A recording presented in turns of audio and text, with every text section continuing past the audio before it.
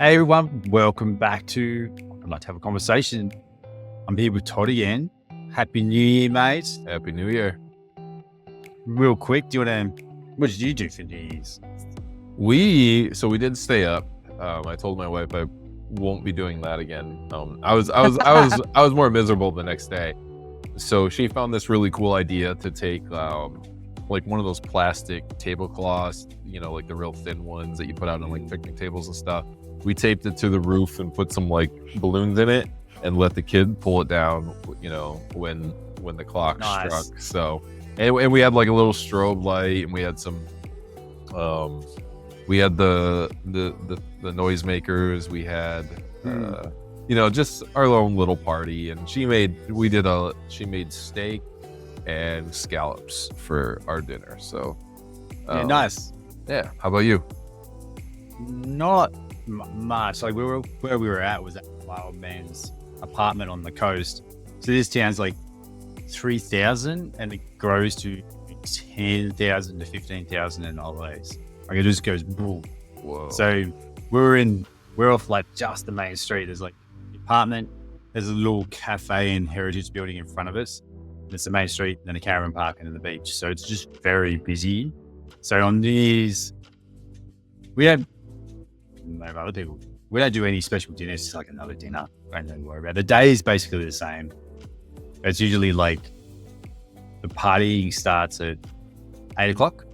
There's a little bit of fireworks for the kids, and then it goes to midnight and there's a big party and fireworks at that time. So we went to the headland and watched the fireworks locally, which is at a caravan park down the river. So you could see it popping up over the national park, which was cool. We sat there for a bit, and then you could look out over the headland and you see like the next town down on the coast, fireworks up there, then back across harbour. So you could see it all the way down. That was pretty cool. Then we went back to our room. It's happening more and more, and it was crazy. Like people just buy their own fireworks. It's illegal in Australia to buy your own fireworks. So, there was people on the street. They'd get these rockets, and they were shooting it up over the apartment we were in because it's the biggest one, and they were going off over the apartment. So all night till 1 o'clock in the morning, we'll be trying to get the kids to sleep, and they'd be like bang right above the apartment because we're at the top. So it was loud, the worst sleep ever. We sort of I think we went to bed about 10. I think I stayed up for the midnight fireworks for years. Yeah. And then we watched the replay of the Sydney fireworks later that morning. And nothing crazy. There was a lot of people fighting and stuff around town just at the middle of the night, as usual, when all the pubs close. Yeah. And they get rowdy. But yeah, it was cool. Just chill. We don't really do a lot. I used to do all the crazy resolutions and stuff, but I don't do them anymore. Yeah, Yeah. you had a good, I think we get to a good spot where you at some point throughout the year you've already set certain goals and tasks and things that you want to accomplish. And yeah, it's so interesting to view the holidays this way. It's awesome for the kids and to watch them grow up and see all that excitement and stuff. It's interesting how everything is shifted as an adult. Yeah. It's like, We'll shift. yeah, I was a bit of a Scrooge. Like I don't have like the best memories from Christmas when I was a kid. I never really give a shit about it. And it shows in like the way I give presents and stuff and say Merry Christmas to people. I just kind of like, it's just a day. I don't think. Yeah. I did that whole thing for ages where it's like, it's just a marketing day. I just want you to spend money and that whole wanky thing. And then had kids, and as they were growing up, I'm getting more into it just for them Right. to be excited by it. But Kat and I are the same. We're both just like, Christmas is where. Like we travel every Christmas. So our house isn't really decorated either. We put a tree up and that's it.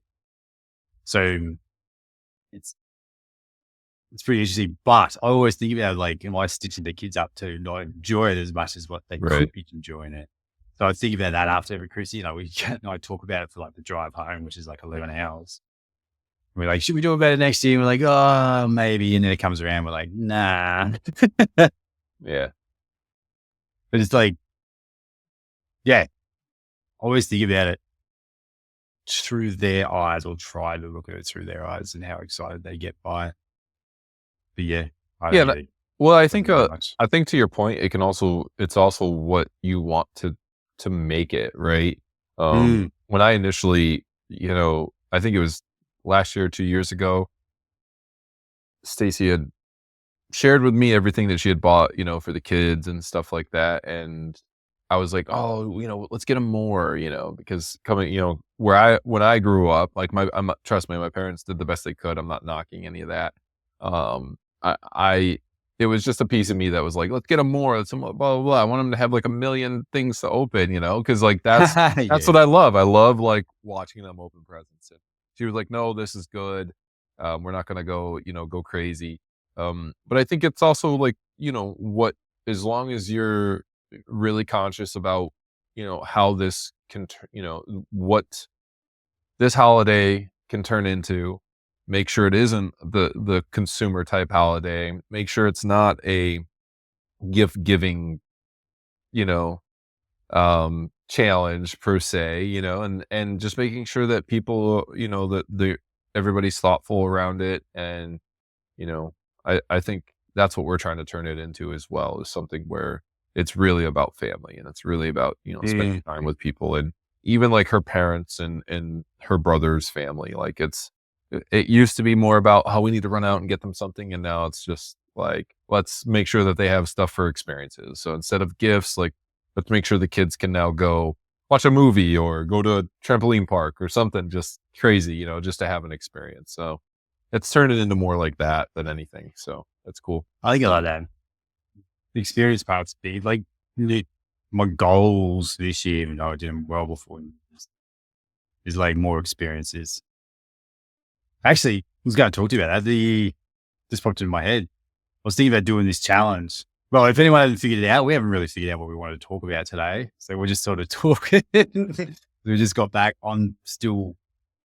I usually get back from when we go away for Christmas, just mentally cooked and trying to get back into the swing, like post-holidays blues. Because I'm a coastal boy. And when I get back to Albury Wodonga, it's like super fucking hot, dry as shit. Everything's brown. And we go from like less than 30-degree weather to almost 40-degree weather when we get back. And I was basically swimming double days in the beach. So I'd get up, go to the gym and train, or go for a run, come back, kids to the beach, come back, have lunch, kids to the beach, come back, read a book for the rest of the afternoon. It's like awesome. And then we come back, and then, yeah, I get this like post-holiday blues where I just got to take a bit to get out of the funk and get back in the swing of things, which probably everyone gets. It's the normal thing. I used to get it after Spartan events as well, the post-holiday, like post-event blues, where I had this massive high and you come down at this massive low and you feel like shit. And you got to get back to where it feels kind of balanced. But yeah, this year, because I'm turning 40 this year, turn 40 in a month. Doing 40 things for 40. I was just going to write down a list of 40 things and knock it out for the year, just to do something a little bit different. I like Not it. like these huge things, like everything happens to be huge. Some would be big, some would be like really little. I've just been thinking about and wanting. But yeah, I was thinking about doing that. Originally I was going to do the list and come up and talk to you about it and we'll go through it. But I haven't had time to do this because we've been like having to declutter. When like you try to do something and you see a lot of stuff around and you can't really think clearly. So we're done, yeah. I'll keep looking around here because I turned the man cave, which is my office, turned into like a storage dump from about halfway through the year and just got more full and fuller. So it ended up being like I was just stuff everywhere. So we just turned it back into the man cave to declutter things. So when I come down here, actually a place where I want to hang out and do stuff. I think that's like what a lot of people struggle with when they try and shoot for a new thing or create change or trying to think of what they want. And when we ask people like, what is it that you want? What do you want to do? I don't know. I just don't want to be what I am right now. The decluttering part is probably one of the most important things to create that space for you to look at it and go, yeah, okay, now I know what I want to do. Right. Does that make sense? 100%. Because you don't realize we're actually starting to tap into that, especially at the house and even here at the office. And we see it with also paperwork, right? When paperwork gets a little backed up, notes get a little backed up. Mm. We realize like our energy gets stagnant. The office energy gets a little stagnant as far as like what's coming in, what's coming out. So I get it. It's really hard to think about anything in the future if you don't got all your ducks in a row, if you will. Yeah. And that's And a what, ducks in a row is a very, all encompassing term for make sure your house is clean, literally and figuratively. yeah. Like all of that stuff. So no, I get it. It's really hard. Like I come into my office sometimes and it's a lot messier than I would like. But yeah, there's clutter. I get it. And it's hard for you to have clarity around what it is that you want to do when you're looking around at what's in front of you going, I don't even have my shit together to be able to do this. Yeah. Like, how am I supposed to think about, something, moving towards something that I want? So I get it. And it's like when people say they don't have enough time to do the thing, it's just clutter. Yeah. That's blocking, well, in my sense, it's clutter. I don't have time to do this. When I really do, I've just got too much stuff going on that fills up the gaps, which makes it feels like my life is absolutely chockers, but it's chockers with stuff that probably doesn't mean as much. But yeah, we're still going through the declutter. I think once we get through this week, the declutter will be done, and then I'll be like cooled down, know where I want to go towards, what I want to focus on. But my thing is always tend to do I don't know, you should see like other parents let me know. I always tend to do my goal setting for the 12 weeks, 12 weeks quarters. I just tend to do it in the school terms. When I come back in this first week after the kids are gone back to school, everything's gone back to normal. There's quiet around the house and stuff like that. I can do the goal setting like that. Trying to do it on holidays, which is where I've always tried to do it, always hard. Because I feel like my thought process is when I'm down here working on stuff and the kids are upstairs and I can hear them and I'm not on a call, like I should be up there. I've got to get up there, which is like probably the hardest part with working from home. It's like if your kids are home and you're working from home, the hardest part is like when you're not on a physical call doing something, you always feel like you should be out there with kids. And it's always that mental juggle. Even though I still love working from home. That's like first world problems. That's the hard. Yeah. Which is why Kat hates it. She hates working from home because of that. She has this mum guilt the whole time and can't stand it. I'm with her. I've even gotten just as much guilt coming back to the office to do like work outside of like the hours that we're here. It's been really hard the past couple, I would even say months. And I think some of that is to make up for the time when Chase was first born and even when Stacey was pregnant, I was spending a lot of wasted time here because it was really hard for me to sit at home. Because my mind was always like, you need to be working. And even though I was at the office, I probably wasn't as efficient as I wanted to be at working and doing those things. But it still did something to my brain to convince me that I was like doing something. So I literally would be coming home at like 9-10 o'clock at night after, like I would just literally sit here for hours and sometimes just scroll and waste, maybe do some work here and there. And was just coming home really late. And because a lot of it too, during that time, I was also working through that depression. And so it was hard. It was hard for me to like, I didn't want to overburden her either as she's pregnant and going through this stuff, to be like this reminder that like, I wasn't in love with life at the time. And that was really hard for her to grasp because she also, we've talked about it. She also took it personally. She would often tell me like during our conversations, like, it's really hard. And she wasn't trying to make it about her. We were just open and sharing, but she was like, it's really, really hard to hear that from another person that you love and that you're so close with. And it's hard for you not to internalize that you may be a part of that, right? Or part of Mm. the reason why they're depressed. And I was like, well, thank you for sharing. I get it. It makes a lot more sense. Some of the action or inaction she took, because she was very like kind of keep me at a distance, didn't want to open up, didn't want to talk. I was like in a vulnerable state, so I wanted to talk. I wanted to air it all out and let it all out. But that was tough for her. I don't really know where I was going with that and how I got That's off. good. It's kind of because we want to fix shit. I think that's where people like Right. why did like I say one of your partners. That sounds really weird. When your partner is like struggling, you want to fix, and when you can't fix, you feel guilty because you can't help. Right. And then I used to feel that all the time. That was my thing, fix people's shit all the time. That's what I did for my career as well, like health and fitness, the marketing stuff, building websites, building apps for people, all that kind of shit is literally what it is. I try and deal with the kids, and it didn't work that well for many reasons. But yeah, like these autism workshops that I was doing at the end of last year, it kind of all clicked. I've read it before too, like emotion coaching, but didn't really click until I really needed to hear it. And yeah, that whole idea of like when I went through depression, if I had someone sitting there who didn't want to fix me, but would like probably the analogy of like just wanted to sit in the room and understand and then come to my level so I can regulate to help myself. That's the big thing.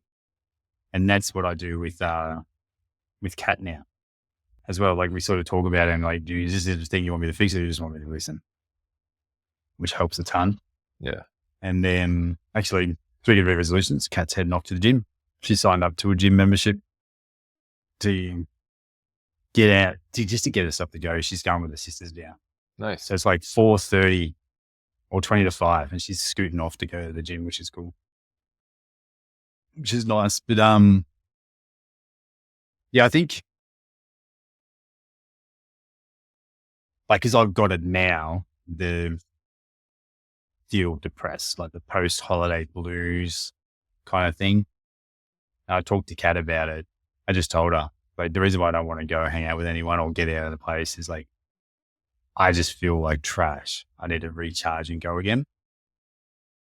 And which is cool because it seems to be a cycle with me, like after the events and stuff. So I'll get into a bit of a flat, recharge a bit and then get up and go again. And I'll come good. Well, before it was like, she'd message and stuff and say like, can I help? What do you need? What do I need to do? And all this kind of stuff. And most times I just don't know. Yeah. I don't know what I need help with. And all I need is just space and time. I think there's so this is a big lesson I've learned over the last 8 years is respecting my own energy. Because as somebody who just wants to go and be busy all the time, and I didn't understand that. I didn't understand the dips. I didn't understand the emotional roller coaster that I was on until I started respecting my own energy and boundaries and things like that. And I think it's really profound to have that much self-awareness, because I don't think a lot of people do. And not to pick on people, I think sometimes I can swing really hard the other way. Like they think they have so much self-awareness and they're like, well, I'm just going to chill here and do that, whatever. That's, but at the same time, like having enough self-awareness to recharge your battery too, and be ready, to go back out and put yourself out there for whatever it is. I mean, that was the hardest thing for me was over the last, 3+ years now, in the coaching space was I was running on empty for like the last 2 years. Yeah. And found myself like making decisions that just weren't rational and things like that. So once I came off of that, even though I was right into another thing with rebuilding the clinic, at least that was recharging my batteries to a degree.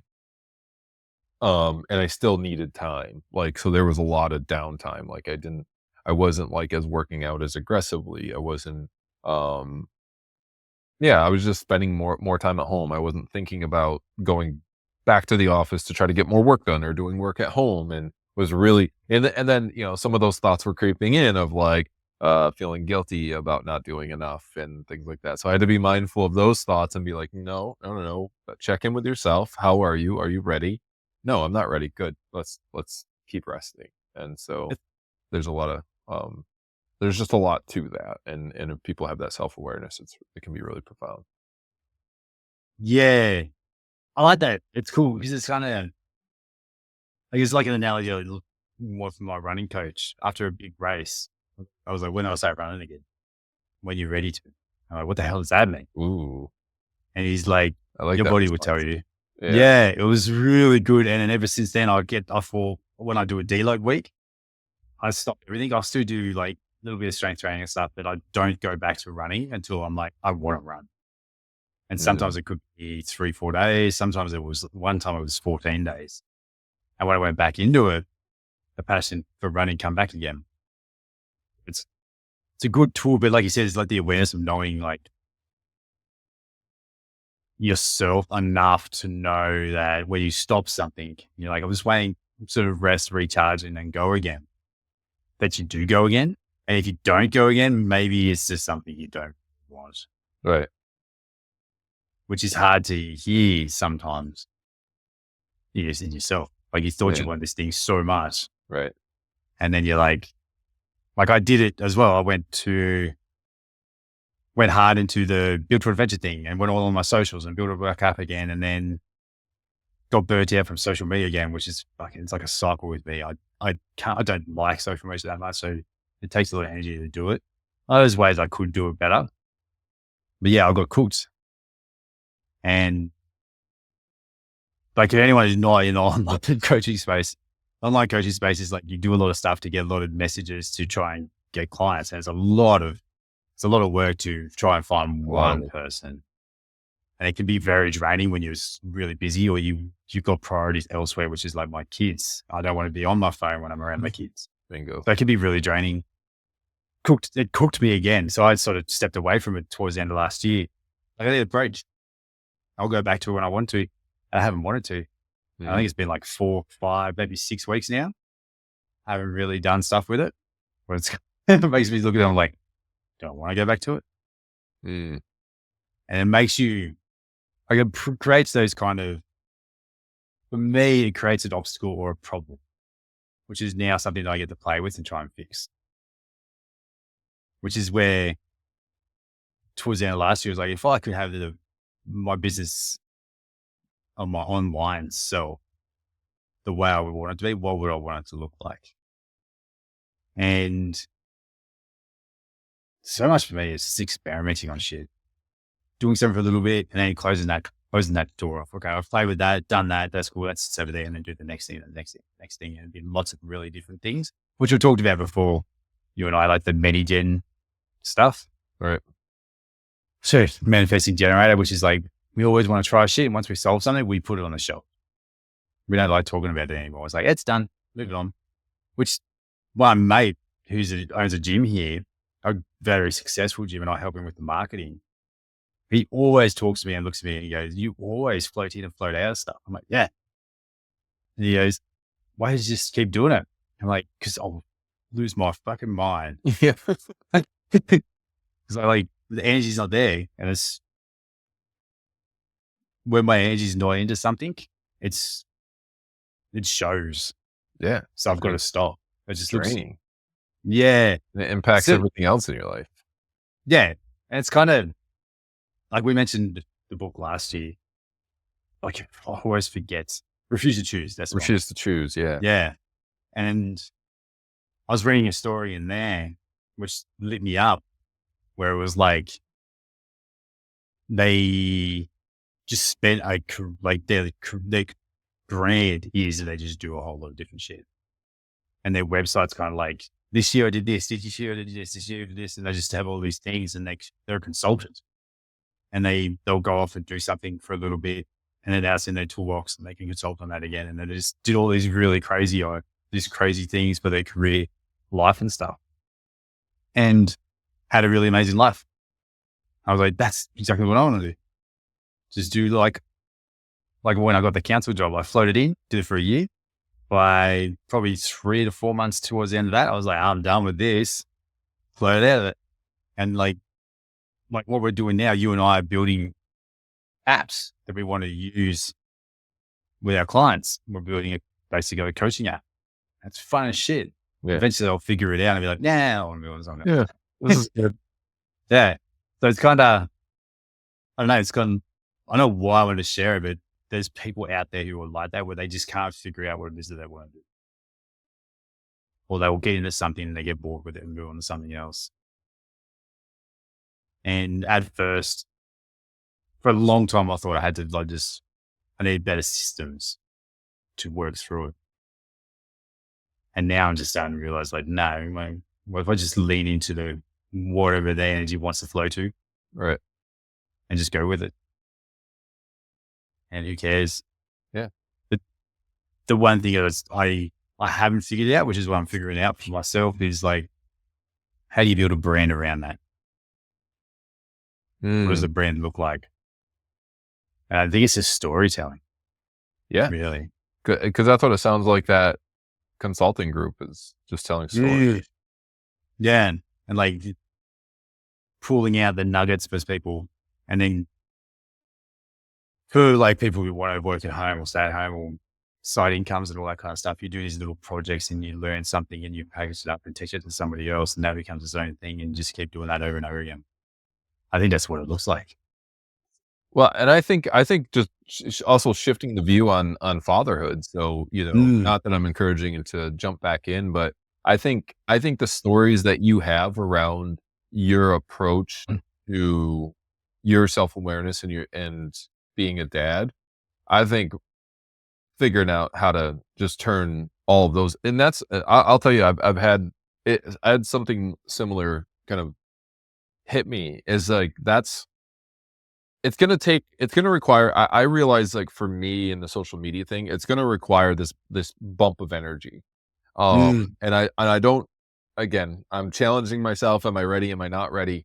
But what I realize is that these people who are really good at social media are just taking these daily things that are happening to them. Yeah. And are really good at, like, sharing stories, but they're also really good at recognizing what they can pull out of it. And I think that's something that you're going to be, or whatever you decide to do, because you journal a lot, you reflect a lot, and I think that's what allows for either these people who are good storytellers, or it always seems like something's happening to them, right? And Yeah. it's like, holy shit, how do you have a life like that? And but they have a life like that because they're curious, and they do a ton of self-reflection after they have these experiences. So you can definitely turn it into something like that. Yeah, I think so. And because I love writing and just sharing stories that way. So I think I just got to lean into that, and I will probably do it over and over again, and then see where it leads always. And then did you see, like, tangent? Did you see Meta is bringing out AI personalities to engage on Instagram and No. on Facebook? Actual AI people, it sounds weird, to engage with your content and have profiles and stuff like that. And it says it's AI in the heading, like their profile thing, but they're there to boost engagement on their platforms. I was like, oh no. Oh, so it could be, I was thinking in a sense of like us talking to people who are potential clients, we could be talking to an AI person. That's crazy. Yeah, I know. I was just thinking about the flow on effect to that in the future. Like Right. our kids just getting on social media and talking to other AI kids. Yeah. That's weird. Which is probably will happen. I Yeah. just realized I got glitter on my face. There you go. There we go. Leftover from your partying. Well, you go get it. Yeah. My dressing up days. Yeah. Ruby's got makeup. So she's 5, turning 6 like next week. And she doesn't ask Kat. She doesn't go to Kat, can I put makeup on you? She asks me every time. It's almost every day. And I was just at X shop, sit there, and there's like black glitter and gold glitter and pink glitter all over my face. Like, it's not the best makeup. It looks It looks like I've just been pulled out of the forest or something. Because it just makes me look all dark and weird. But the glitter is impossible to get out. It gets in my beard, and I'll be looking at the camera. I'll be like just sitting here, and it'll be there for days. I'll go to the shops and be glitter in my eyebrows or something. Yeah, it rocks. But yeah, I have a little tangent. yeah, go. If anybody wants to start and join in, it seems to be hot over there, but it's really cold here. A lot of people do this in December, but my wife and I are doing a character mile. So for every day in January, we have to run a mile outside. We'll run or walk a mile outside. Yeah, it's freezing there. 20 to 30 degrees. Yeah. Yeah. Yeah. Fahrenheit, by the way. Yeah. The other one. Yeah. The other one. Which would be, I think it's negative. What's that? Negative something or other. Anyway, that's a good one. I like that with that. Because I listen to OCR podcasts. I've listened to. They live in Massachusetts, maybe up north somewhere. Massachusetts north. Yeah. Relative. Yeah. Yeah. Anyway, Northeast. snowing. Yeah, like mad snow. And they talk about getting out and doing their OCR training in the snow with snow, like running shoes and fully kitted up. They saw someone running like with the snowmobile get up, like a full suit, running in that the other day. And it's just like a different world. We don't have that here. We just get, where's winter, it just gets super wet and cold. But we don't get snow. But yeah, I like that. That's a good challenge. That's just a good challenge anyway. Yeah. Was it, how long is it? 5? No, for the whole month. So I missed it on December, but you do it, you got to do a mile day for the whole month of January. Or That's whatever month you choose. But yeah. And the mile is 1.6 kilometers. Go out and do a 1.6 split. Yeah. There's like, it can be walked too. So just to clarify for anybody, it's run or walk. It's just complete a mile outside. Yeah. I like that. That's cool. Yeah. What's another challenge that they could do? Read a book. Yeah. What's the 75 hard? Read 10 pages. Yeah. 10 pages can take like 30 to 45 minutes, depending on the book. Right. Like you read a page of a book. Read a page of a book and go for a mile walk run. Yeah. And imagine doing that for the year. Yeah. Life will be a lot different. Yeah. I know you got to go in 5, don't you? Well, yeah, I will say lastly, I have all these books that on my shelves that I don't read. So I decided that this year is going to be, I'll probably still buy new ones, but I'm going to be really working through these books. And I actually just picked up the Heart of Buddhist Teachings by Thich Nhat. I'm going to butcher his name. It's really cool. This is my first time like really diving into like Buddhism and understanding like the Eightfold Path and all these, things that go underneath like the Four Noble Truths. And so the last chapter I just read, I wanted to share this with everybody because I found it to be really profound. We're talking about right mindfulness and so one of the challenges, this could be another challenge. It doesn't have to be a whole hour, but it said if you really want to truly like help people and understand them and be with them, can you listen, be in a room, like something like we talked about, be in a room and listen to your friend or partner for an hour in total silence and just let them, because it's a practice that's going to allow for you to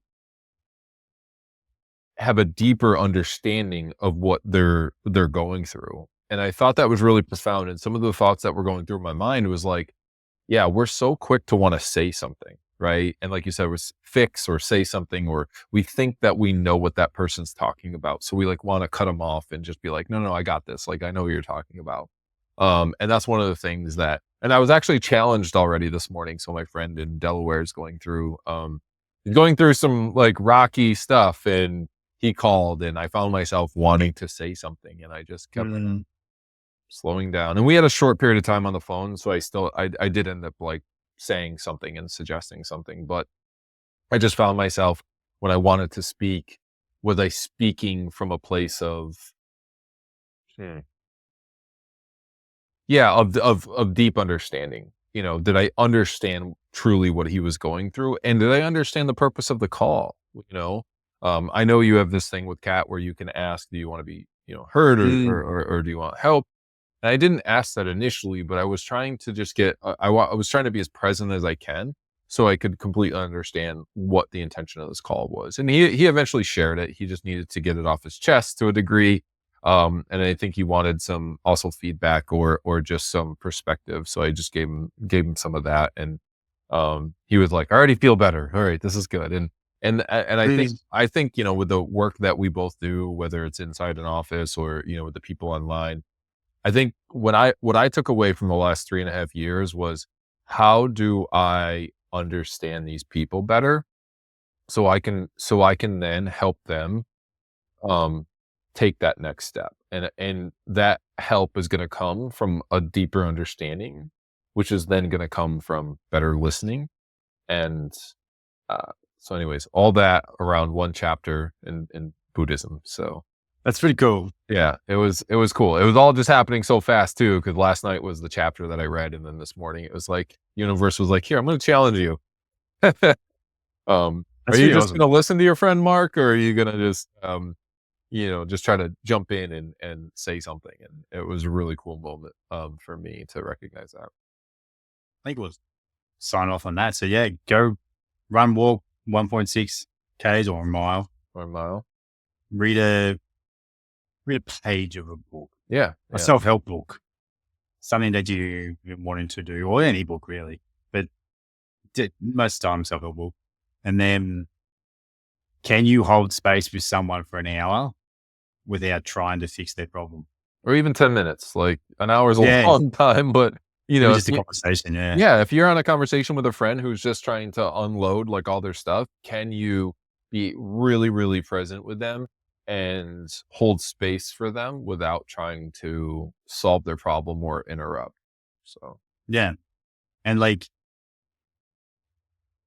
cool questions to ask them. Like, if everything was perfect, how would you solve your own problem right now? Some kind of reference of that, and that helps people unpack and solve their own stuff. Most people have the solution to their own problems.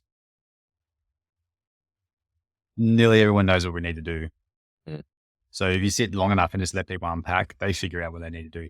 And sometimes they don't need to figure it out. That's cool. I like it. Nice sound. At least there was something people could take away from today. right? Yeah. Yeah. It's so Random. funny because I don't even think of these when I come to this. And then as we start talking about it, I'm like, oh, well, I'm reading this Buddhism book, and this happened in my life, and I'm running a That's mile a cool. day, like I'm like, oh yeah, there is a lot going on. I think I should start. I just ask you all the time when we started, like, what's been up in your life? And then we can just reference off All right. that. All right, Beautiful. everybody. Thanks for jumping in. Happy New Year Yes. Happy New Year. 2025. I am, when I'm going to go through, actually going to go through the 4-hour work week Ooh, and all go right. through the goal setting and stuff, which is the first chapter in that is like really powerful and setting up a really good year. And I do it every year. So I'm going to go through that and I'm going to put it into an article. I'm going to chuck it on the new app, which people can get. Let's And go. we'll talk about our 2 apps when Yeah. they're ready for public viewing Cool. when they're done. But that's kind of exciting to talk about. Oh, I do have. Well, I'll talk to you offline. That's Yeah, cool. Let's cool. stop this. See you, All everybody. right. Bye. Bye.